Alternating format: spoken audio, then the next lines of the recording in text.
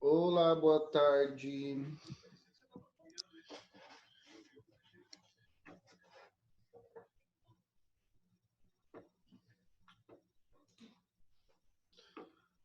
Adne Luiza, tudo bem com você? Beleza. Vou compartilhar aqui novamente. Apresentação. Vamos lá.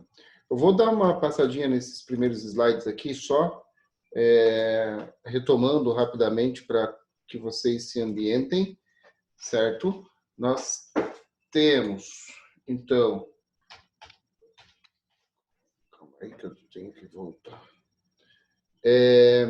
No início, a gente começou a falar sobre a condição do Brasil enquanto colônia, certo? Então, toda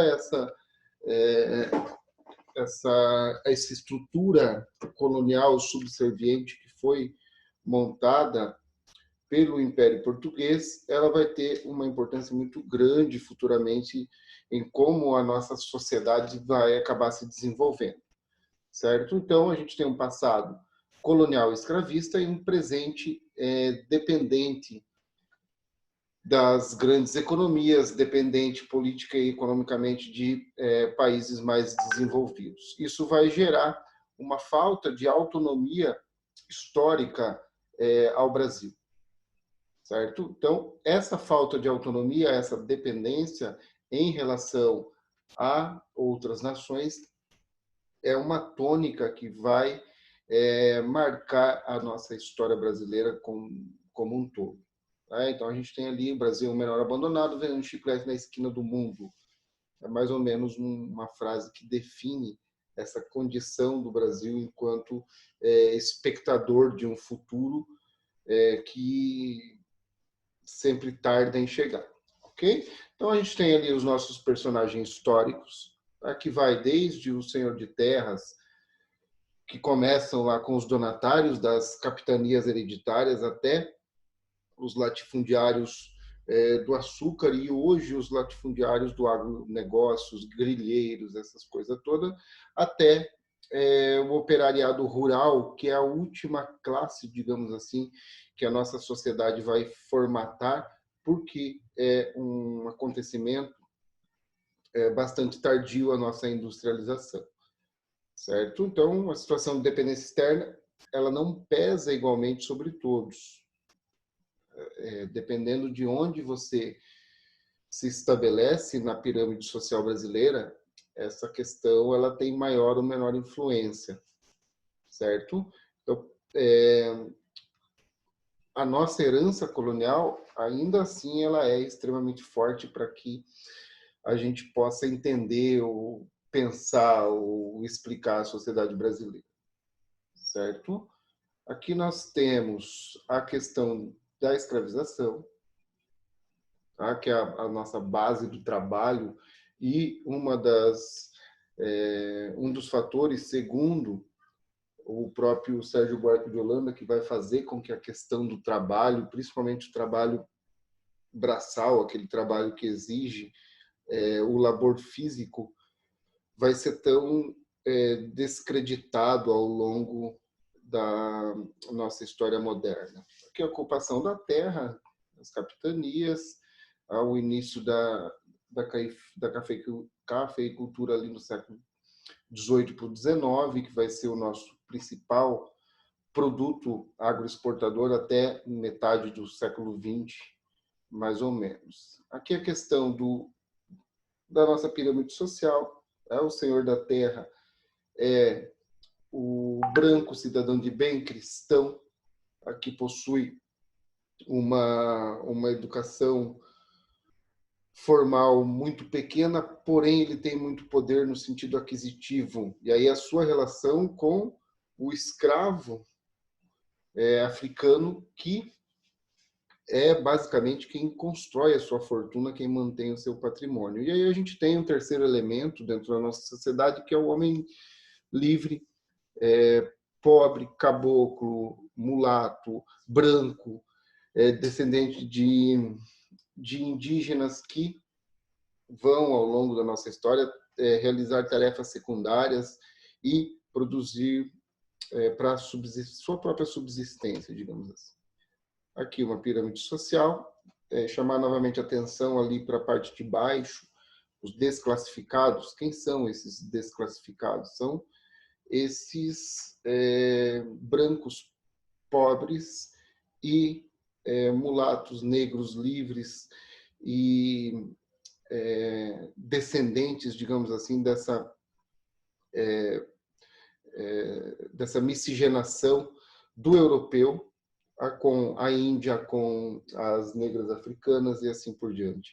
É desse grupo aqui de baixo dos desclassificados que o Darcy Ribeiro, a gente vai ver hoje, fala que surge a tônica do povo brasileiro.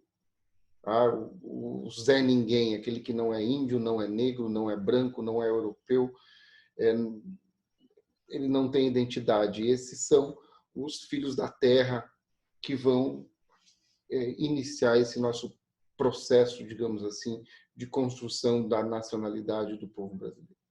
Aqui fala um pouco da crise da escravidão, vocês já têm isso já muito bem feito em história, então a gente não vai ficar se demorando aqui novamente, certo? E aqui a gente tem a situação da passagem do mundo escravocrata para o mundo do trabalho assalariado. Aqui, embora introduza na sociedade brasileira esta forma de relação de trabalho, ainda mantém muito fortemente aqueles laços com o passado escravista. Então, a ideia de liberdade, de igualdade, são meramente aparentes, é uma coisa que se liquefaz muito facilmente se a gente analisar com uma profundidade maior as questões das relações de trabalho dentro do Brasil. A desigualdade real, que é uma coisa bastante evidente. Hoje, eu estava vendo o jornal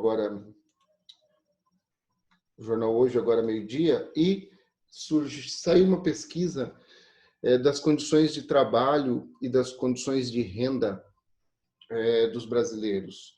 E nessa pesquisa, os homens, eles tinham, em média, num território nacional, os homens assalariados, eles possuem um salário onde o valor que eles recebem no final de cada mês ainda é, em média, 30% maior do que as mulheres e 30% maior para o homem branco em relação ao homem negro.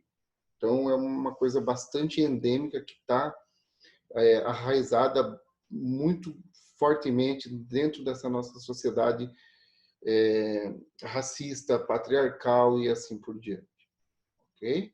Aqui a gente tem um slide que fala sobre a questão da luta de classes, as lutas que começam a partir da classe trabalhadora. Então, aí ela sempre se inicia com uma busca por melhores salários, e aí passa para uma organização da classe operária. Isso no Brasil vai acontecer muito tardiamente, vai acontecer a partir da década de 50, com uma efusão um pouco maior.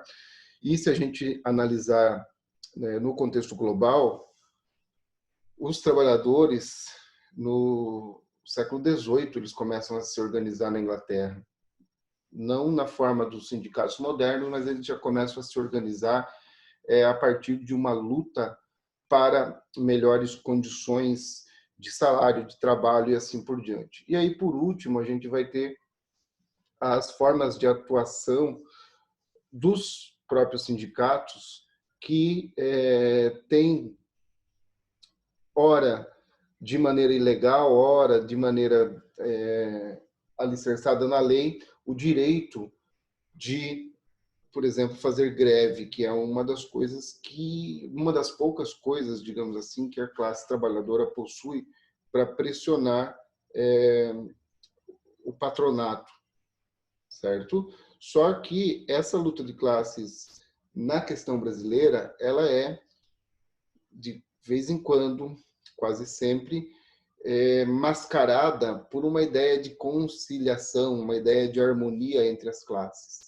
E aí a gente tem a imagem aqui do Fernando Henrique Cardoso, que é um dos importantes sociólogos brasileiros, e o ex-presidente Lula, que, segundo consta, deveria ser aquele líder que governaria para as classes trabalhadoras, certo? Então, essas visões políticas, tanto do Fernando Henrique Cardoso quanto do próprio Lula, elas tendem a caminhar no sentido de uma conciliação entre as classes, de uma harmonia entre as classes.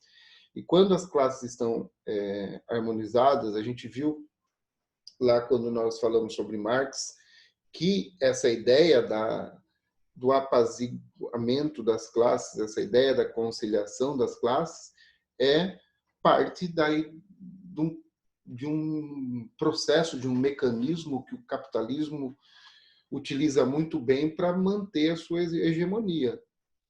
Tá? Porque não existe uma fórmula, digamos assim, justa para que as classes sociais fiquem em harmonia. Não tem como, porque os objetivos são diferentes, eles são dicotômicos. Se a gente analisar, por exemplo, qual é o objetivo, o maior objetivo dos trabalhadores? É receber um salário maior, com uma jornada menor, com melhores condições de vida. Qual é o objetivo dos patrões? É obter lucro, riquezas cada vez maiores. Então, se a gente for analisar por esse viés marxista, podemos dizer assim, não tem como. Porque se o patrão for aumentar a sua riqueza, ganhar mais lucro, ele vai ter que tirar esse lucro de onde? Diminuindo os salários, diminuindo os direitos trabalhistas. Se a gente for olhar para o lado do trabalhador, para ele ter um salário melhor, uma jornada menor, maiores condições, de onde vem essa riqueza? Vai ter que vir da diminuição do lucro dos patrões, da classe patronal. Então, dessa maneira, é inconciliável a convivência entre as classes. Por isso a luta de classes. E aí o que é que o capitalismo faz a partir desta utilização, digamos assim, de todos os meios, da mídia, de uma série de mecanismos ideológicos? Tenta mascarar a luta de classes, para que ela fique menos evidente, para que as coisas mantenham-se do jeito como estão, sem que haja contestação. Eu não sei se vocês já chegaram a falar sobre o Franco, o ditador português. Não, não é o Franco. Franco é o espanhol.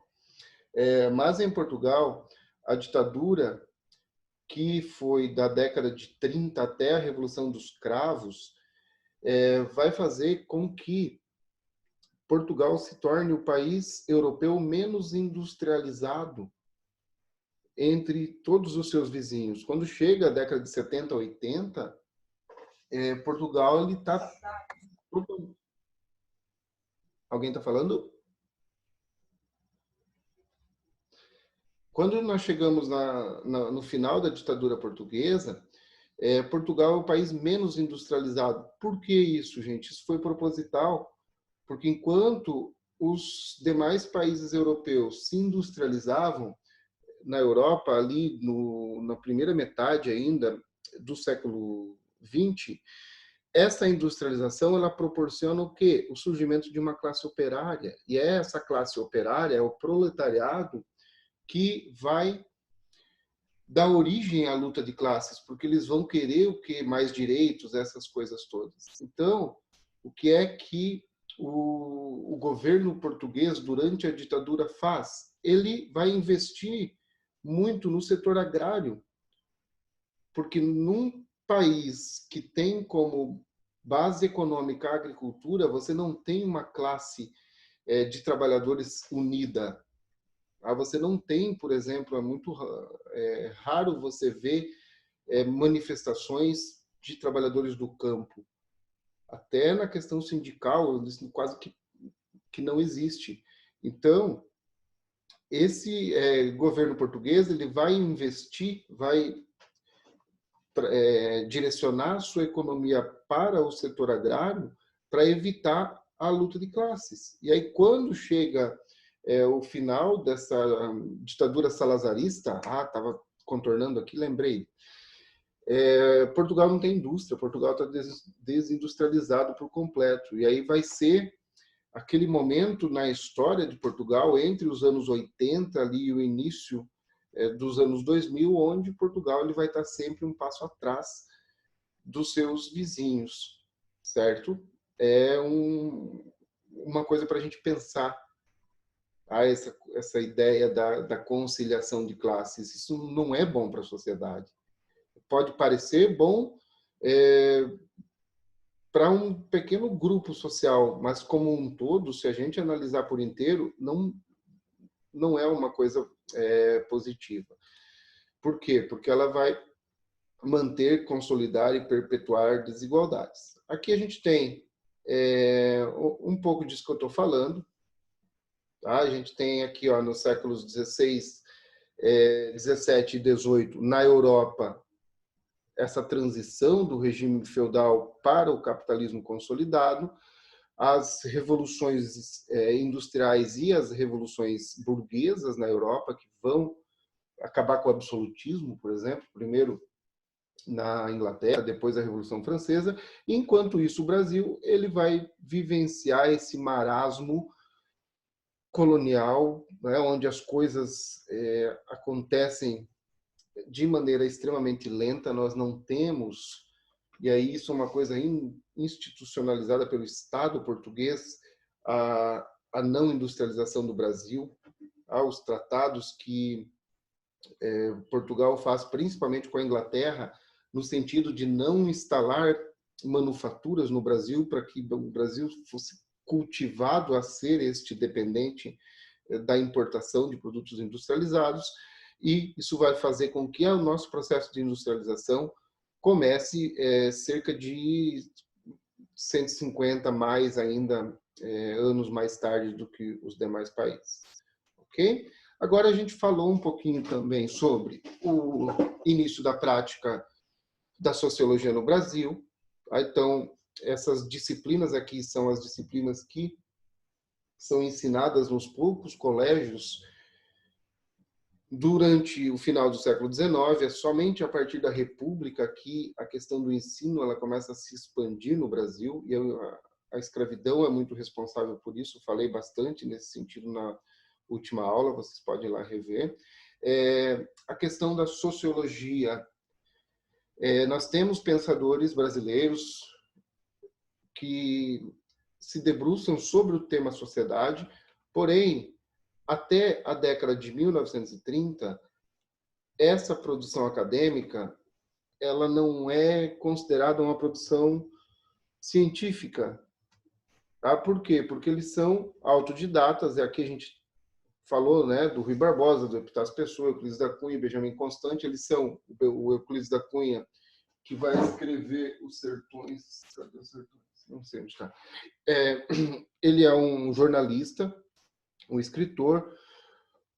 Os demais ou são do campo jurídico ou do campo político. Então, eles pensam a sociedade brasileira, porém, eles não têm um embasamento científico para analisar essa sociedade sociologicamente. Então, as suas análises elas beiram uma artificialidade muito grande, e as suas obras não vão ter tanta relevância, digamos assim, no cunho social. Algumas análises são bastante interessantes. O próprio Euclides da Cunha, todos vocês acredito que já viram, leram ou ouviram a expressão "o nordestino é, antes de tudo, um forte". É o Euclides da Cunha que está analisando a dificuldade da vida no sertão da Bahia, na campanha de Canudos, onde ele vai como correspondente, certo? Então, você tem essas análises, porém, elas não são sociologicamente metodológicas, certo? A partir de 1930 é que nós teremos uma série de transformações acontecendo na sociedade brasileira, era Vargas, o início da urbanização mais acentuada, da industrialização. A gente vai ter um governo que é desenvolvimentista, nacionalista também, e esses aspectos vão fazer com que o governo federal comece a investir em estudos que tragam um sentido de nacionalidade, que tragam um certo orgulho de ser brasileiro. Nesse período, a gente vai ter a descriminalização do samba, por exemplo, a gente vai ter o governo brasileiro financiando uma série de artistas para divulgar a cultura brasileira, e a sociologia, enquanto ciência, ela aparece no Brasil nesse momento. E aparece com quem? Com pensadores que vão, durante a década de 20, para a Europa estudar, e lá eles vão entrar em contato com a filosofia, a sociologia de Weber, certo? Eles estudam com os weberianos na Europa, na França principalmente, e retornam para o Brasil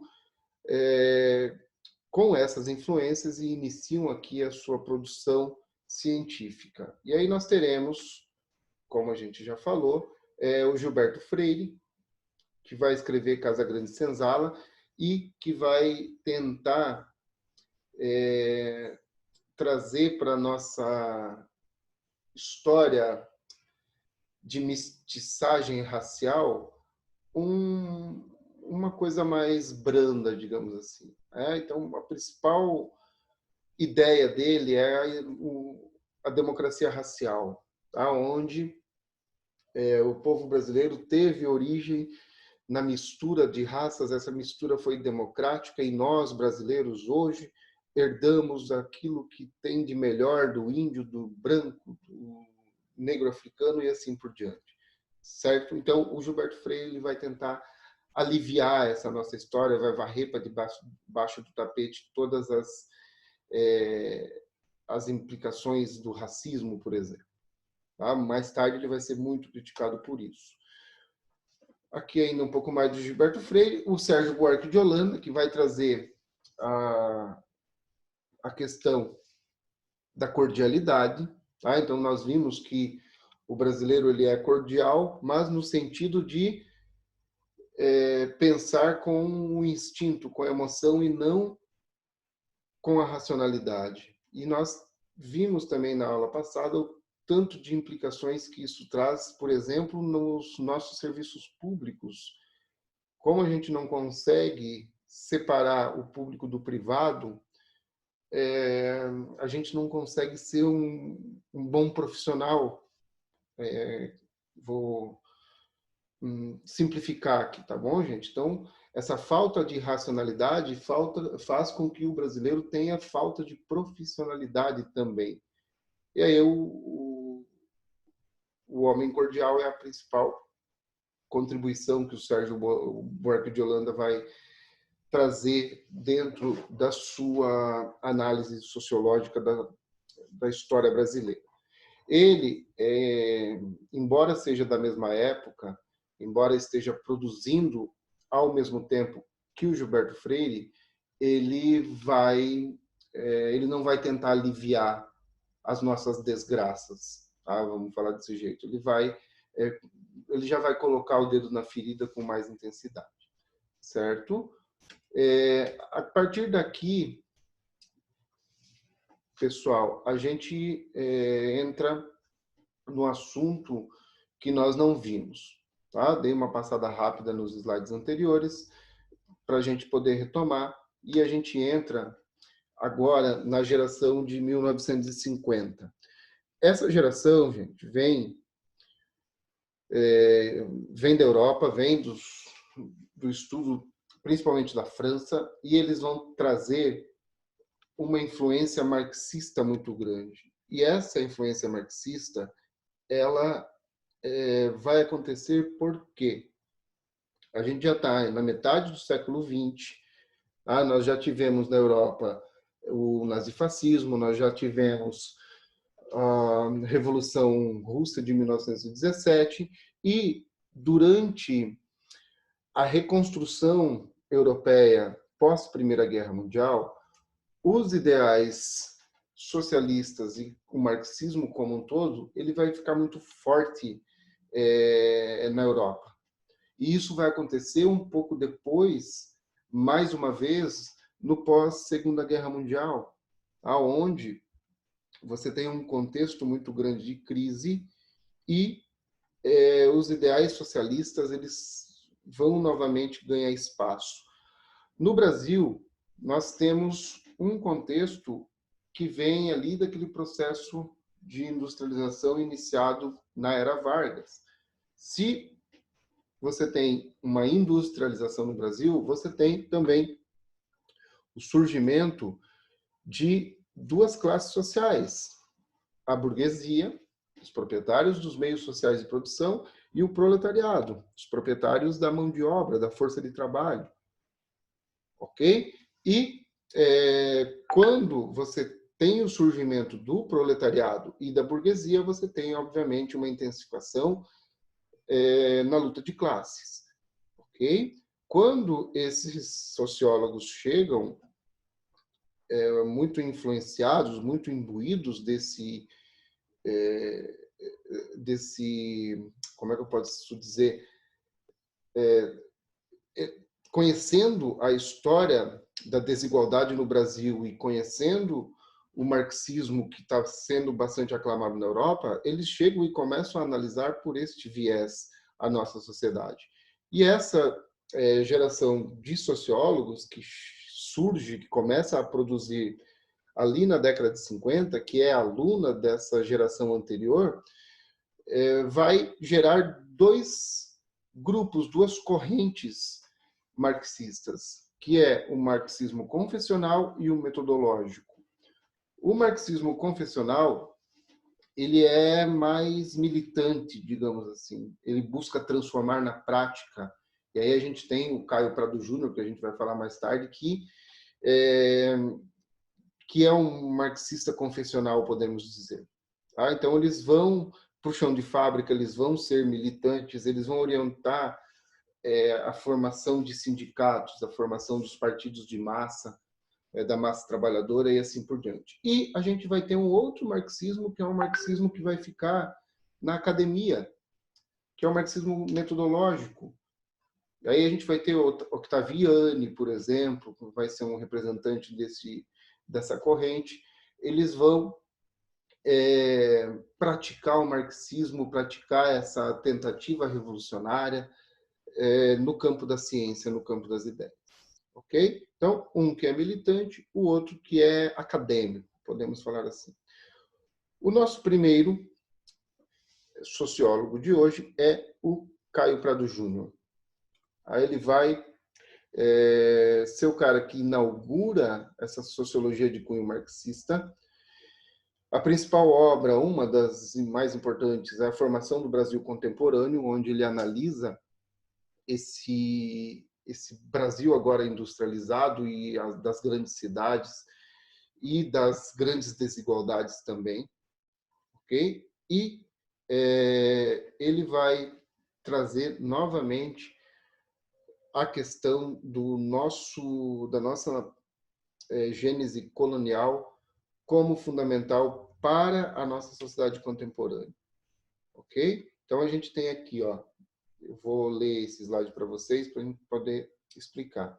Na colônia, a razão de ser era o trabalho voltado para a exportação, com base no trabalho escravo, e isso vai marcar profundamente as instituições brasileiras. O que seriam as instituições, gente? As instituições são aquelas ferramentas que dirigem a nossa política. Elas têm uma marca muito grande da colônia, ainda hoje, certo? Então, essa noção do trabalho braçal ser desvalorizado. Olhem, por exemplo, hoje na nossa sociedade, aonde que as pessoas que têm menos estudo vão estar trabalhando? Vão estar trabalhando no serviço braçal, aquele serviço que utiliza a força física. E esse serviço, embora seja fundamental para o andamento da sociedade, ele é extremamente desvalorizado e mal remunerado. Ok? Então, olha a função do lixeiro, por exemplo. Vocês já pensaram se nós temos uma greve de lixeiros? No Ceará, foi no Ceará ou foi no Maranhão? Não lembro agora, que aconteceu durante o ano passado, uma revolta das facções dentro dos presídios contra o governo e os bandidos do lado de fora dos presídios começaram a incendiar ônibus e incendiar caminhões de lixo, onde o sistema de coleta de lixos teve que ser parado, ele foi cancelado por um certo período. Eu não sei se vocês acompanharam, mas a sociedade entrou em caos como um todo. E esse profissional, essa pessoa, ele não é valorizado. Quanto que ele deve ganhar salário mínimo e quando muito, certo? Por que a nossa sociedade desvaloriza esse tipo de profissional que é fundamental? Isso vem, segundo os historiadores, sociólogos nos ensinam, vem desse nosso passado colonial, onde o escravo, que era quem fazia todo o trabalho braçal, ele não era sequer considerado humano. Ok? A gente mantém, a gente herdou isso daí, a gente fica perpetuando esse sistema. O sentido da colonização, aqui embaixo.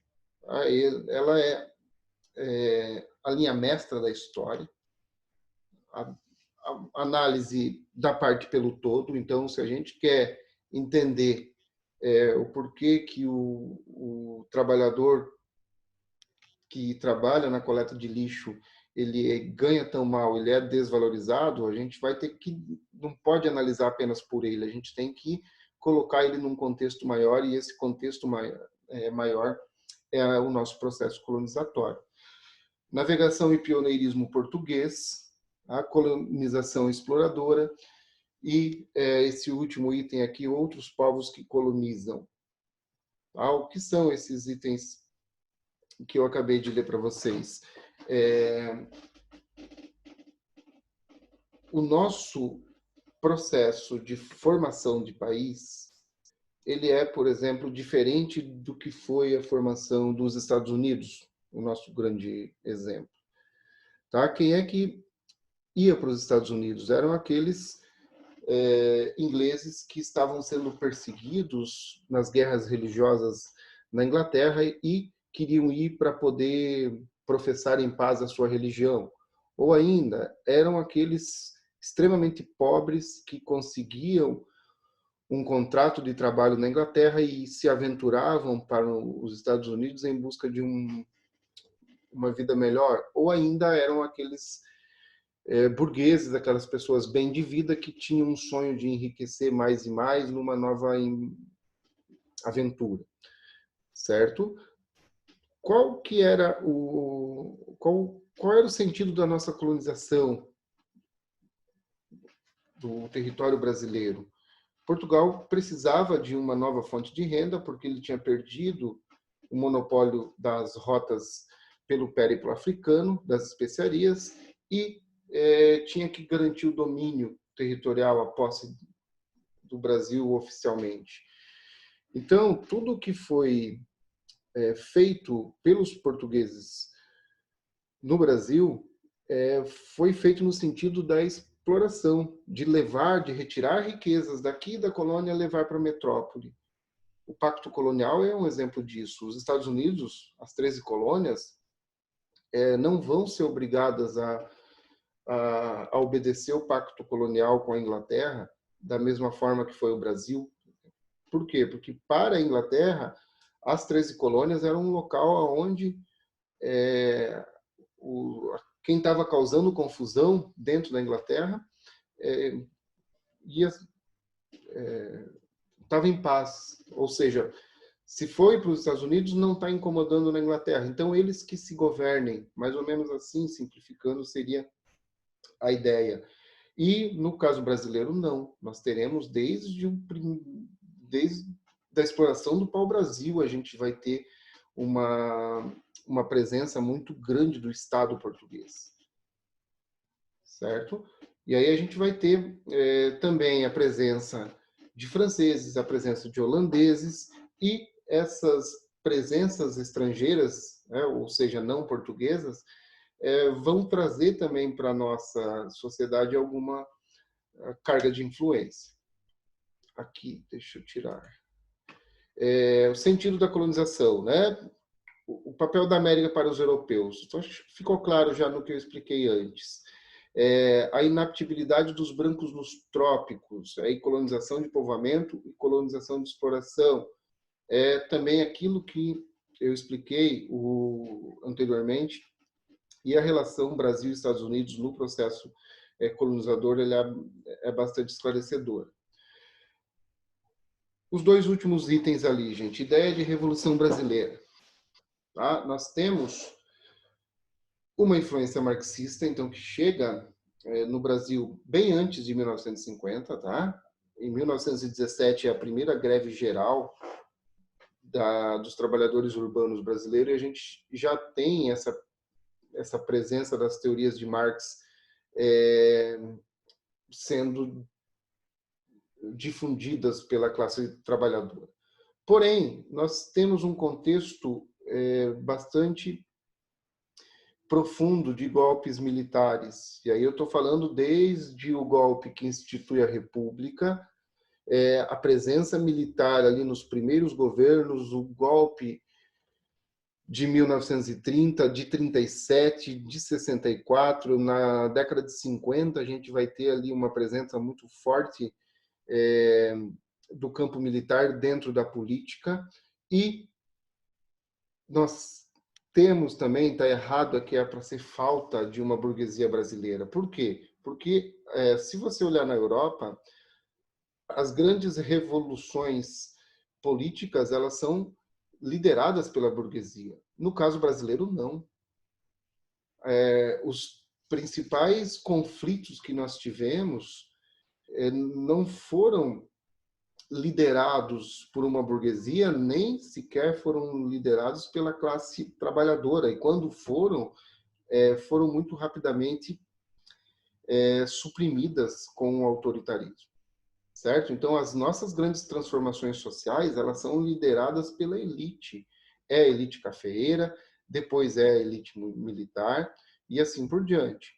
E aí, o Caio Prado Júnior, ele vai entrar num episódio de racismo com o Milton Santos, que também é um importante pensador brasileiro, porque o Caio Prado Júnior ele vai colocar mal uma ideia que ele tenta estabelecer sobre os negros, né? Onde ele diz que são os mais alienados.